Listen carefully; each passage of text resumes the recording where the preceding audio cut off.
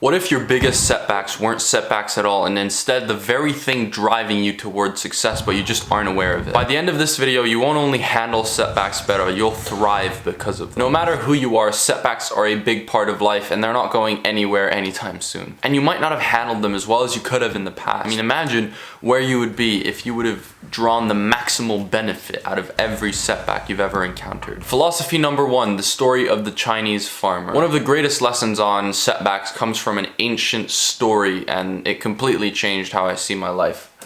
Listen to this. Once upon a time, there was a Chinese farmer whose horse ran away. That evening, all of his neighbors came around to commiserate.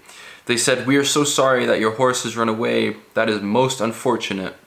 The farmer said, "Maybe." The next day, the horse came back bringing 7 wild horses with it. And in the evening, everybody came back and said, "Oh, isn't that lucky? What a great turn of events. You now have 8 horses."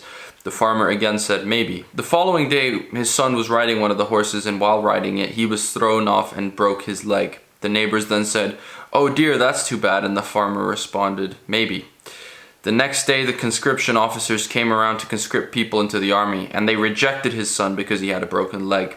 Again, all the neighbors came around and said, "Isn't that great?" Again, he said, "Maybe." The whole process of nature is an integrated process of immense complexity, and it's really impossible to tell whether anything that happens in itself is good or bad, because you never know what will be the consequences of the misfortune, or you never know what will be the consequences of good fortune. I don't feel worthy, nor do I find it necessary to further comment upon what I've just read to you, but I think of this and I am reminded of this story at least 3 or 4 times every week. This story teaches us to stop labeling things as good or bad. But this next idea takes it one step further, saying that setbacks aren't just neutral, they're essential. Philosophy number 2, there's no sun without rain, or yin and yang. Yin and yang, stemming from the Taoist philosophy, I hope I've said that correctly, represent the equal and opposite forces of the world. And interestingly enough, they contain a seed of each other in each other's half, if that makes sense. The philosophy of yin and yang applies to this very video. Think of the first idea as a classic painting. It gives you a clear message. In stark contrast, the second idea is a lot more like abstract art. You have to find your own meaning within it. Just like famous proverbs such as "Rome wasn't built in a day,"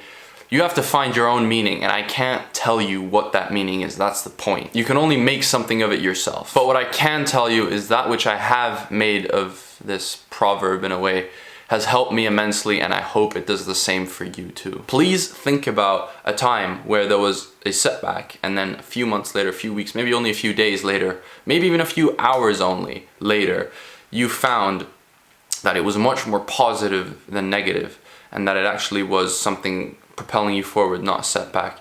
So please rack your brains a bit and then comment down below, and don't just do that for my benefit of this video being pushed around, but also for your benefit of reflecting and thinking, and not just consuming the knowledge that I've hopefully delivered to you, but also then using the concept in your own mind, therefore integrating it into your personality, into your knowledge. Thank you so much for watching. Have a great day, and I'll talk to you soon. Please subscribe. Thank you. Bye-bye.